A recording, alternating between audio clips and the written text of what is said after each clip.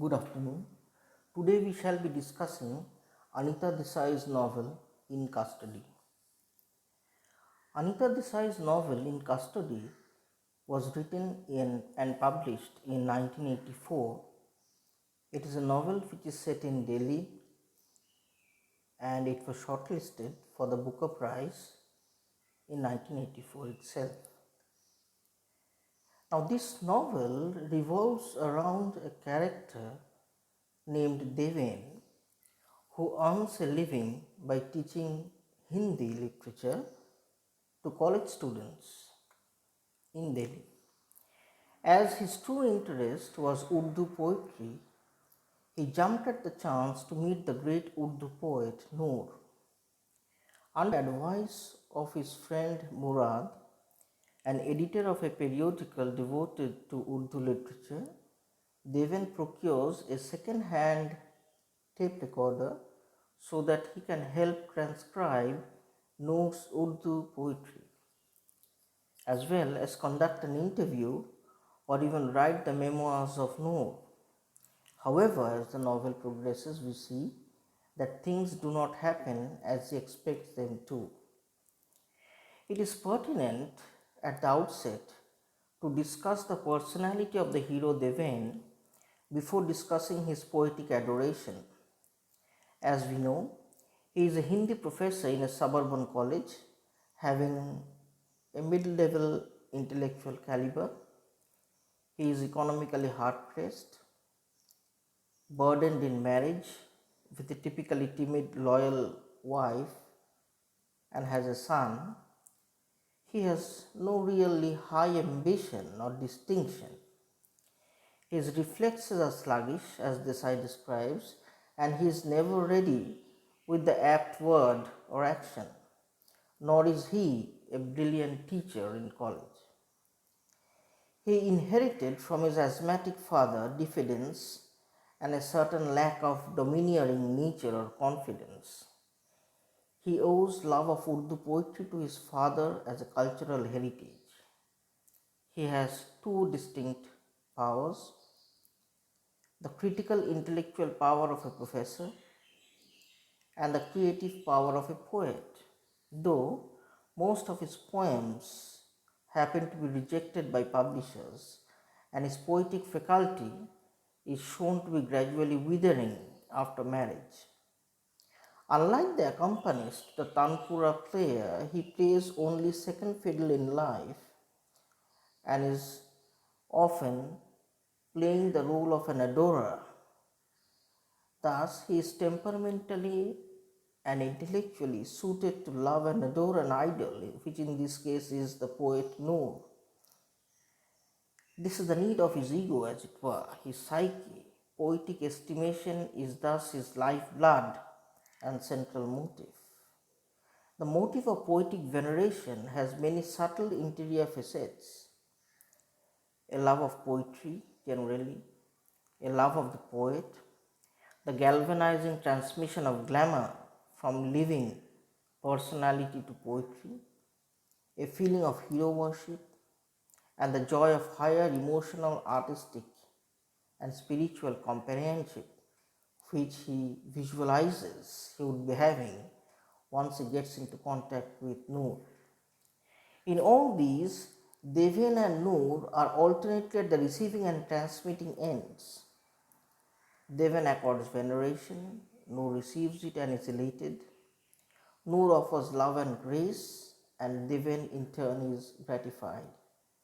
But mainly it is Noor who is at the transmitting pole of grace. He has a glamorous and multidimensional personality. He is an adorable poet, almost a demigod to his readers, like the freedom fighter father in Desai's other novel, Where Shall We Go This Summer? At first sight, he is a statuesque marble, like giant with white beard, a compact body like stone teeming with experience. There is a shady facet in his personality. In the past, he was connected with non-entities and bad characters. He knows suffering, and the pains of piles indicates perhaps some form of an irregular dietary habit. He drinks to excess and tamely succumbs to Imtiaz Begum's wishes. Incidentally and interestingly, he is also superstitious. But these human weaknesses make him only more convincing and complex. Noor's love for pigeons and body of a wrestler, gathering news of akharas or wrestling arenas, and the wrestling champions to the massive add a special weight, dimension, and color to his personality. He is the presiding angel for all artists and bohemians who know him, those who have written lyrics or are acting in roles in theatres or are fans of art or creativity generally. He ridicules Hindi and comically is a champion and director of Urdu poets. He has such power and glory that at the move of his finger, the chaotic audience comes to order. Anita Desai is likening Noor to a lion with his room as dark as a lair, elevates his character significantly. Devan describes him as immortal and eternal. His association in thought and feeling with Shelley, Keats, and Byron further ennobles his picture in the novel. Noor is not a real living poet. He is a creation of the novelist, as it were. Maybe some living poet of some sort suggested by a parallel. Anita Desai admits in the epigraph to her other novel, The Village by the Sea, that she based that story on fact and a real village and living people which existed. The pen name in this novel, Shahjahanabad, being the old name of Delhi, confirms, however, his fictitious nature. Two ladies in the novel, Safia Begum and Imtiaz Begum, haunt and hover around Noor. Safia Begum is the type of simple, loyal, well-wishing, hard-working, selfless wife who cooks, cleans, washes, and manages the Noor household materially. She has worldly wisdom and clarity of brains and adores her husband as a famous or a glorious man and cannot tolerate with his humiliation and arranges the interview on payment. Other letters for Noor's material benefit must be her doing. Imtiaz Begum is a bad, selfish, egocentric, whimsical, unpredictable, wanton character who sucks the poetic genius and soul, as it were, out of Noor. But this female, though destructive, solely lives on the poet. She is a versifier, dancer, singer. She is intellectual, beautiful, sophisticated, and thus steals into Noor's heart and holds him in thrall. Later, man-woman rivalry arises and she wants to excel Noor as a poet. Out of jealousy, she tries to stop the usual poetic sessions, the interview, and the book. She celebrates her birthday to win over Noor fans to her side as poetess by singing her verses, using all possible tricks. She removes Noor's secretary and is rightly accused by Sophia Begum, who says, "You have taken his name and his reputation, and today even his admirers." She snatched his jewels. She persuades Noor that his poetry is outdated and he better keep mum. She hates his chelas or students or followers. Her last letter to Deven aims at a recognition in the poetic ranks of Urdu, but she is built by Noor and cannot live without him. She is one of the illustrious poetesses surrounding him. Murad and Siddiqui, the Urdu professor, are the other adorers of Noor.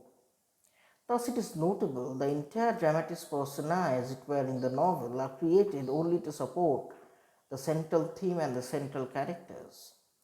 Reverting to the first theme of our discussion, Deven's veneration of Noor's poetry, we note that the central motive of Noor's poetry is eternal suffering.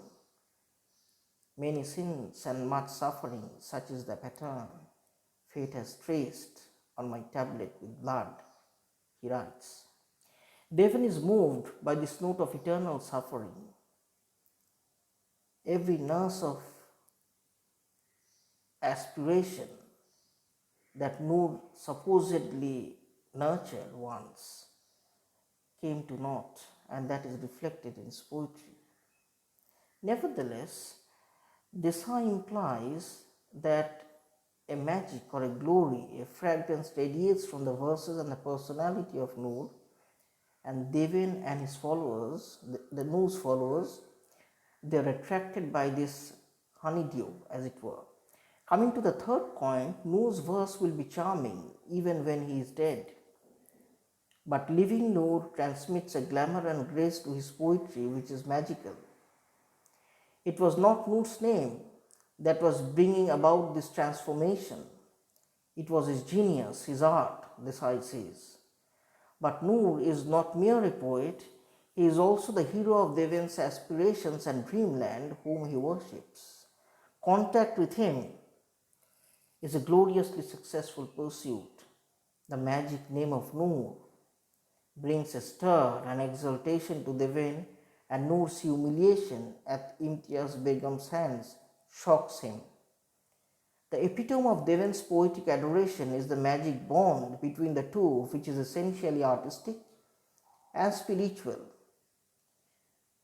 Desai says, brushing them aside, he tried to return to his old idolatry of the poet, his awe of him, his devotion, his gratitude for his poetry and friendship, that strange, unexpected, unimaginable friendship that had brought him so much pain.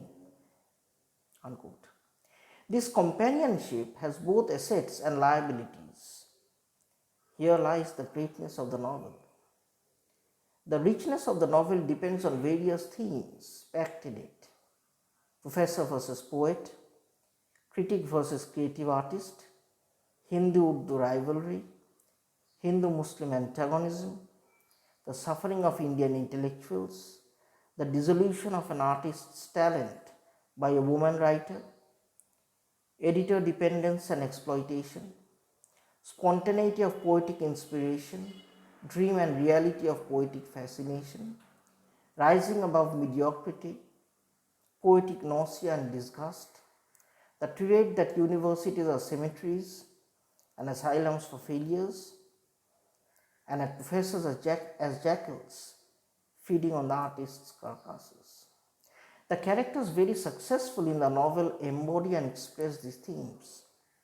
The fable, the story of the novel, is based on a thin yarn, as it were, the offer of an interview to a Hindi professor, the preparation for the interview, the holding of the interview, publication of an article, and the consequences.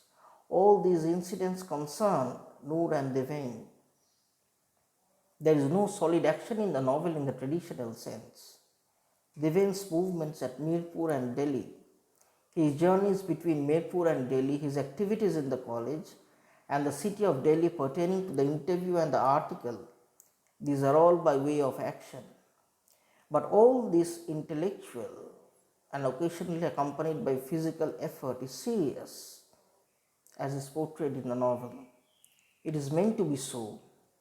It also is entire, having a specific beginning, middle, and an end. And though it has scanty physical magnitude, it has enormous thematic implication. The story of the novel is objectively presented in third person, universal observer technique.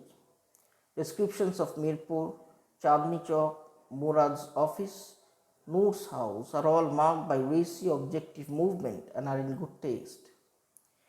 Important temperamental traits of all the characters, Deven, Sarita, Trivedi, Jayadev, Siddiqui, Murad, Sahai, Mr. Jain, Noor, Imtiaz Begum, Safia Begum, the admirers and poetasters, Mrs. Bhalla and Raj's aunt are all vividly drawn. Most of them are incidentally type figures and bear very well the burden of plot, action, and theme. The predominant emotion in the novel, that of the protagonist Devain, is one of disappointment and bitterness. well hinted at by the recurrent use of the image of Neem throughout the book. This is occasionally relieved by contentment and resignation and real jubilation in the contact of Noor. The prison image is also repeatedly used and expressed. The chains under which a man's life is put in the world is the obvious symbolic implication. An undertone of humor permeates the novel and characterizes Noor's tirade in Hindi. He says, "Listen and tell me if my poetry deserves to live, or if it should give way to that fodder chewed by peasants." Hindi. An effect of boisterous laughter is achieved in describing the principal as King Leo and the registrar as Mr. Jackal. In her other novel, Cry the Peacock, Anita Desai used a highly sensitized, elevated and rich poetic diction, consisting of unusual words, giving the impression of a museum piece. In Clear Light of Day and in Custody, the language has a lucidity and naturalness. In Custody uses mainstream English language idiom, varied by some Hindi words commonly used in English. Major parts of the descriptions are objective, but there are occasional psychic problems and probes through expressionistic technique. For example, when Desai says, "Noor was a name that opened doors, changed expressions, caused dust and cobwebs to disappear, vision to appear bathed in radiance. It had led him to another land, another element." Unquote. Here, expressionist and stream of consciousness techniques are employed to convey the magical effect of Noor's name on the vein. The narrative style is dynamic, varied and versatile. Certain images, as that of jewels, acquire symbolic depth. Like Jane Austen, Anita Desai writes with deep philosophical import, and the novel In Custody deals with Deven's regard and consideration for poetry and the consequence of risking his behavior and freedom. Desai says, and I quote, "He had imagined he was taking Noor's poetry into safe custody and not realized that if he was to be the custodian of Noor's genius, then Noor would become his custodian and place him in custody too." Unquote. Thus, mutual alliance between the poet and the critic may have a burden or an honor, but it requires equal strength, and as envisaged in the epigraph of Wordsworth, placed at the beginning of the novel. So this is a very brief preview of the general scope and theme of the novel. In a subsequent class, we will be discussing Deven's character in greater detail. Thank you.